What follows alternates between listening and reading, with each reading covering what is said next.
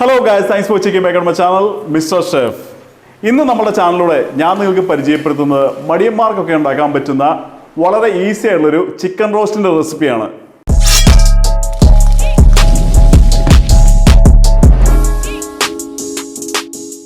ഇന്ന് നമ്മൾ ഉണ്ടാക്കാൻ പോകുന്ന ഈ ചിക്കൻ റെസിപ്പി എന്ന് പറയുന്നത് വളരെ ഈസി ആയിട്ട് തന്നെ ഉണ്ടാക്കാൻ പറ്റുന്നതാണ്.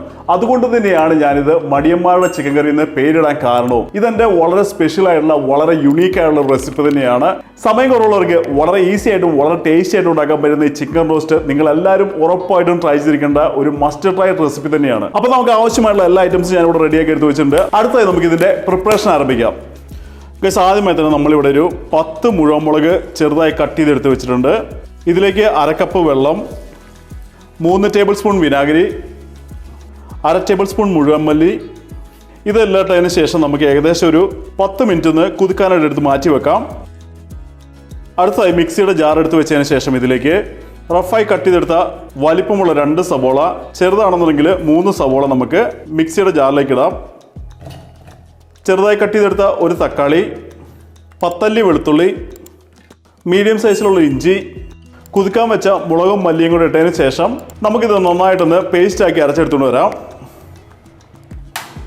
അടുത്തായി സ്റ്റവ് ഓണാക്കി വെച്ചതിന് ശേഷം ഒരു ചെറിയ ഉരുളിയോ പാനോ സ്റ്റവിലേക്ക് വെച്ചതിന് ശേഷം ഉരുളി നന്നായി ചൂടായി കഴിയുമ്പോൾ ഇതിലേക്ക് 1.5 ടേബിൾ സ്പൂൺ വെളിച്ചെണ്ണ ഒഴിക്കാം. നമുക്ക് എണ്ണ ചൂടായി കഴിയുമ്പോൾ ഇതിലേക്ക് 1 ടീസ്പൂൺ പെരിഞ്ജീരകം ഇട്ട് നമുക്കൊന്ന് പൊട്ടിച്ചെടുക്കാം.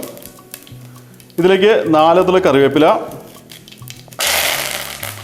അടുത്തായി നമുക്ക് സ്റ്റവിൻ്റെ ഫ്ലെയിം സിമ്മറിലേക്ക് ഇട്ടതിന് ശേഷം 1/2 ടേബിൾ സ്പൂൺ ഗരം മസാലയും 1/2 ടീസ്പൂൺ മഞ്ഞൾപ്പൊടിയും കൂടി ഇട്ടതിന് ശേഷം നമ്മളുടെ സ്പൈസസിൻ്റെ പച്ചമണം മാറുന്നവരെ ചെറുതായി ഒന്ന് റോസ്റ്റ് ചെയ്തതിന് ശേഷം ഇതിലേക്ക് മിക്സിയിൽ അടിച്ചെടുത്ത മസാല നമുക്ക് ഇതിലേക്ക് ഇടാം.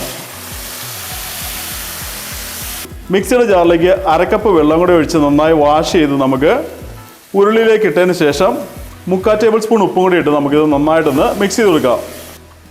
നന്നായി മിക്സ് ചെയ്തതിന് ശേഷം ഉരുളിയുടെ ലിഡ് വെച്ച് നമുക്കൊരു 5 മിനിറ്റ് നേരം മീഡിയം ഫ്ലെയിമിൽ നന്നായിട്ടൊന്ന് കുക്ക് ചെയ്തെടുക്കാം. നമ്മൾ ഏകദേശം ഒരു 5 മിനിറ്റ് നേരം മീഡിയം ഫ്ലെയിമിൽ നമ്മളുടെ ഗ്രേവി കുക്ക് ചെയ്തെടുത്തിട്ടുണ്ട്. അടുത്തായി പാത്രത്തിൻ്റെ ലിഡ് മാറ്റിയതിന് ശേഷം കട്ട് ചെയ്ത് കഴുകിയെടുത്ത 1 കിലോ ചിക്കൻ ഇതിലേക്ക് ഇടാം. ചിക്കൻ ഇട്ടതിന് ശേഷം നമുക്കിത് നന്നായിട്ടൊന്ന് മിക്സ് ചെയ്ത് കൊടുക്കാം. നന്നായി മിക്സ് ചെയ്തതിന് ശേഷം പാത്രത്തിൻ്റെ ലിഡ് വെച്ച് മീഡിയം ഫ്ലെയിമിൽ നമുക്കൊരു 10 മിനിറ്റ് നേരം കുക്ക് ചെയ്തെടുക്കാം. വെള്ളം നമ്മൾ അധികം ഒഴിക്കാത്തത് കൊണ്ട് തന്നെ ഇടയ്ക്കിടയ്ക്ക് പാത്രത്തിൻ്റെ ലിഡ് മാറ്റി നന്നായി മിക്സ് ചെയ്തതിന് ശേഷം വീണ്ടും ഉരുളിയുടെ ലിഡ് വെച്ച് നമുക്ക് കുക്ക് ചെയ്യാം. ഏകദേശം ഒരു 10 മിനിറ്റ് നേരം മീഡിയം ഫ്ലെയിമിലിട്ട് നമ്മൾ കുക്ക് ചെയ്തിട്ടുണ്ട്. അടുത്തായി പാനിൻ്റെ ലിഡ് മാറ്റിയതിന് ശേഷം നമുക്ക് നന്നായിട്ടൊന്ന് മിക്സ് ചെയ്യാം. നിങ്ങൾക്ക് കാണാവുന്ന മാതിരി ചിക്കനിൽ നന്നായിട്ട് വെള്ളം വന്നിട്ടുണ്ട്. ഈ വെള്ളം നന്നായിട്ട് വറ്റുന്നവരെ, ഇല്ലാന്നുണ്ടെങ്കിൽ നിങ്ങൾക്ക് എത്രത്തോളം ഗ്രേവി ആവശ്യമുണ്ടോ അത്രത്തോളം നന്നായിട്ട് കുക്ക് ചെയ്ത് ഗ്രേവി വറ്റിച്ചെടുക്കാൻ പറ്റുന്നതാണ്. ചിക്കൻ ഏകദേശം ഒരു 10 മിനിറ്റ് നേരം നമ്മൾ ഹൈ ഫ്ലെയിമിലിട്ട് നന്നായിട്ട് ഗ്രേവി എല്ലാം വറ്റിച്ചെടുത്തിട്ടുണ്ട്. നിങ്ങൾക്ക് കാണാവുന്ന മാതിരി കുറച്ച് പോലും ഗ്രേവി ഇല്ല. ഈ ഒരു രീതിയിൽ എത്തിക്കഴിയുമ്പോൾ നിങ്ങൾക്ക് സ്റ്റവ് ഓഫ് ആക്കിയതിന് ശേഷം ഒരു പാത്രത്തിലേക്ക് മാറ്റാൻ പറ്റുന്നതാണ്.